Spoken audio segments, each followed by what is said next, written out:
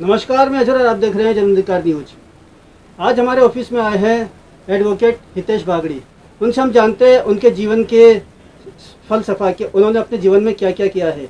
तो सबसे पहले हम उनसे सवाल करते हैं कि उन्होंने डिग्रियाँ तो काफ़ी हासिल की है, लेकिन उन्होंने वकालत को ही चुना है। तो सबसे पहले हमारा सवाल होगा उनसे वकालत के लिए कि उन्होंने उन डिग्रियों में से सिर्फ वकालत को क्यों चुना। हितेश जी, आप हमें बताएं कि आपने डिग्रियाँ काफ़ी हासिल की है, लेकिन आपने वकालत को चुना, इसके पीछे कोई ख़ास वजह? देखिए, वजह कोई ज़्यादा गहरी नहीं है। बस एक जो समाज में मैंने देखा, परिस्थितियों को भापा, उसके अनुरूप मैंने सोचा अपने प्रोफेशनल को चुनना चाहिए। अभी तक मैंने मास्टर ऑफ जर्नलिज्म किया हुआ है, बैंकिंग फाइनेंस में डिप्लोमा किया हुआ है और पीजी भी किया हुआ है। उसके साथ ही कई प्रकार के मैंने कोर्स किए हुए हैं। लेकिन मैंने जो अपना फील्ड वकालत के पेशे में इसलिए चुना कि जब मैं कहीं भी जाता था तो मुझे देखने को ही मिलता था कि कुछ गरीब तबके का व्यक्ति है या ग्रामीण व्यक्ति, उसको न्याय उपलब्ध नहीं हो पा रहा है। जब न्याय लेने भी जा रहा है या कोर्ट के दरवाजे भी खटखटा रहा है तो मोटी फीस नहीं दे पा रहा है। उसके साथ ही एक जो सुलभ साधन है सरकार का, उस तक उसकी पहुंच नहीं है। तो जब ये मैंने समाज में व्यापक दृष्टिकोण देखे तो मुझे लगा कहीं ना कहीं वकालत के पेशे में आना चाहिए और एक आम जनता की सच की आवाज़ बनकर ऐसे लोगों को न्याय दिलवाना चाहिए। आपका फैमिली बैकग्राउंड भी इसी लाइन से रहा है। जी बिल्कुल। तो जब आपने वकालत की शुरुआत की थी उस जी। वक्त आपको कुछ कठिनाई आई? फैमिली से आपको कोई सपोर्ट मिला? देखिए, फैमिली बैकग्राउंड मेरा वकालत के पेशे से है। मैं सेकंड जनरेशन लॉयर हूँ। इसका मुझे सपोर्ट ये मिला कि मुझे कई चीज़ें जो एक सीखने में काफ़ी समय लगता है वो मैंने यहाँ पे हंसते खेलते आसानी से सीख ली। लेकिन जब पेशे के रूप में मैं आगे बढ़ा तो मुझे कई कठिनाइयाँ आई और मैंने उन कठिनाइयों का दृढ़ संकल्प के साथ और दृढ़ इच्छा शक्ति के साथ मुकाबला किया। मैं पीछे नहीं हटा। जैसे कि मेरे शुरुआती तौर पर एक जो बूचड़ खाने का, स्लॉटर हाउस का केस मेरे पास था, उसको लेने के बाद मुझे तमाम प्रकार की धमकियाँ मिली और कई प्रकार के मेरे ऊपर एलिगेशन भी आए और उसके साथ ही मुझे शूट करने तक की धमकियाँ मिल गई। लेकिन मैं घबराया नहीं। मैंने और जिन लोगों के लिए केस लड़ा था मैं उनके साथ डटा रहा और जब तक वहाँ से बूचड़ खाने पूरी तरह से हट नहीं गए मैंने उस केस का साथ नहीं छोड़ा और हाई कोर्ट ने वहाँ पर पूरे ऑर्डर के साथ वहाँ की जो भी ज़मीनों में इस तरह के काम हो रहे थे उनको सबको हटाए। आपकी फैमिली के बारे में कुछ बताएंगे कि आपकी फैमिली में कौन कौन है? जी, मेरी फैमिली में देखिए 2 सिस्टर हैं और मेरी वाइफ है, एक छोटी बच्ची है, मेरी मदर हैं, मेरे जो ताऊ जी बड़े पिताजी हैं, उसके साथ ही दादी जी भी थी जो अभी कुछ समय पहले उनका देहांत हो गया है और सब लोग वेल एजुकेटेड हैं। और अधिकतर मेरी फैमिली के जो मेरे ख़ास रिलेटिव हैं और घर के लोग हैं वो वकालत के पेशे से संबंध रखते हैं। तो मेरे को बहुत अच्छा लगता है इस फील्ड में कि जो सब लोग थे उनको एक उम्मीद थी मुझसे कि मैं इस पेशे में आता हूँ तो इस नाम को और ज़्यादा भुनाऊँगा। तो मैंने वो काम, जितनी मेरी काबिलियत थी, मैंने इसको आगे बढ़ाया। आपकी इस फील्ड को लेके आपकी फैमिली मतलब आपकी वाइफ से कभी नोकझोंक हुई है? नहीं, मेरी वाइफ से कभी वकालत के पेशे को लेकर नोक-झोंक नहीं हुई है और उन्होंने मेरा जो भी वकालत का पेशा है या मेरे वकालत संबंधी चुनाव हैं उनमें बढ़ चढ़कर मेरा साथ दिया है। मेरी माताजी है, उन्होंने भी मेरा सपोर्ट किया है। वैसे अभी आपने जिक्र किया चुनाव का, तो जी, हमें जी। आप बताएंगे कि आपने कौन कौन सा अभी तक जी, चुनाव बिल्कुल। लड़ा है? देखिए, राजस्थान यूनिवर्सिटी में जब मैं मास्टर ऑफ जर्नलिज्म कर रहा था उस समय मैंने वहाँ पे छात्र संघ प्रतिनिधि का चुनाव लड़ा और उसके साथ ही सबसे बड़ी उपलब्धि ये रही कि मैं वहाँ निर्विरोध बना।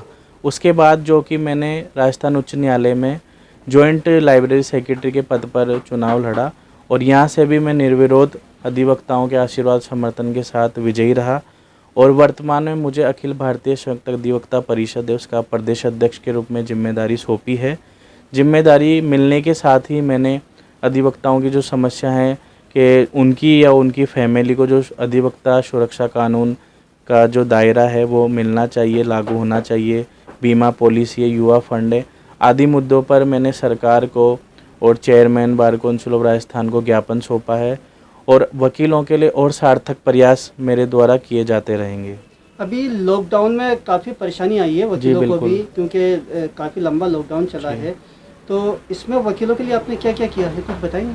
देखिए, लॉकडाउन में काफ़ी परेशानी आई। जिस तरह की परेशानी आने की बात है वो ये आई कि कोर्ट है जो प्रॉपर रूप से फिजिकल अपीयरेंस के रूप में जो चलने थे वो नहीं चल पा रहे थे। बार एसोसिएशन में मैं पदाधिकारी हूँ, मेरी भी जिम्मेदारी थी कि इस प्रकार की जो परेशानियाँ इनको कैसे हल किया जाए। तो हमारी कमेटी ने डिसीजन लिया कि फ़िज़िकल होना चाहिए, तब फ़िज़िकल भी हमने करवाया। लेकिन जब ज़्यादा कोरोना बढ़ा और जब सब तरह प्रभावित रहे, हर कोई प्रभावित रहा, तब जो ऑनलाइन बहस हुई, ऑनलाइन हमें हेयरिंग करनी पड़ी। उसमें हम लैपटॉप है, मोबाइल है, उनसे ऐप के मार्फत जो ऑनलाइन बहस करते थे। ऑनलाइन बहस में नई टेक्निक सीखने के साथ कई बार कनेक्टिविटी की दिक्कत आती थी। कई बार कनेक्ट होने का समय आ रहा है और कनेक्टिविटी नहीं आ रही है, बहस करते हुए कनेक्टिविटी कट जाती थी, उसकी वजह से पूरी बहस नहीं हो पाना, कई तरह की तमाम परेशानियाँ आई। लेकिन फिर भी हमने जो हमारा काम था वकालत का, वो जिम्मेदारी से हमारे पक्षकारों के लिए किया। ये लॉकडाउन में जो परिवादी हैं उनको जो उनकी तारीखें हैं वो तारीखें लेने कोर्ट में जाना पड़ा है, या आप लोगों ने ऑनलाइन उनको तारीखों के बारे में बताया? देखिए, 90% तो हमने जो ऑनलाइन तारीखें जो भी थी वो एक तो गवर्नमेंट का जो वेबसाइट है उस पर अपने आप अपडेट हो जाती है, हाई कोर्ट की वेबसाइट है उस पर भी हो जाती है। और हमने हमारे पक्षकारों को जो हमसे संबंध रखते हैं उन्हें हमने तारीख बताई, उन्हें व्हाट्सएप किए, मैसेज किए, और जो कॉलिंग के थ्रू भी उन्होंने पूछा तो हमने उनको तारीख बताई। और प्रोसेस ये रहा कि जैसे कोरोना में जो केस नहीं लग रहे हैं वो अपने आप ही अपडेट होते चले गए आगे के लिए, और 2021 में जो केस अभी नहीं हो पाई बहस, वो 2021 में बहस के लिए लगेंगे। और उसके साथ हमने हमेशा यही सोचा है कि अधिवक्ताओं को परेशानी नहीं हो, इसके लिए जैसे AIB का फॉर्म था वो भी हमने व्हाट्सएप पे डाला उनका, और जो उन्होंने उसको फ्लिप करने के बाद हमने ऑनलाइन ही उनसे मंगवाया, और उसके बाद हमने प्रिंट निकाल कर खुद ने जमा करवाया। और जो भी कोर्ट का कोई भी डिसीजन आता था या फिर ऑर्डर्स आते थे या किस तरह कोर्ट का क्या रूटीन रहेगा, तो हम लोगों ने तमाम राजस्थान के जितने भी हमारे साथी अधिवक्ता हैं, तो मैंने ख़ास तौर से उनको व्हाट्सएप किया, और इस तरह से उनके पास वो ऑर्डर पहुंचते गए, कब कोर्ट लग रहा है, कब नहीं लग रहा है, किस प्रकार ऑनलाइन है, क्या है।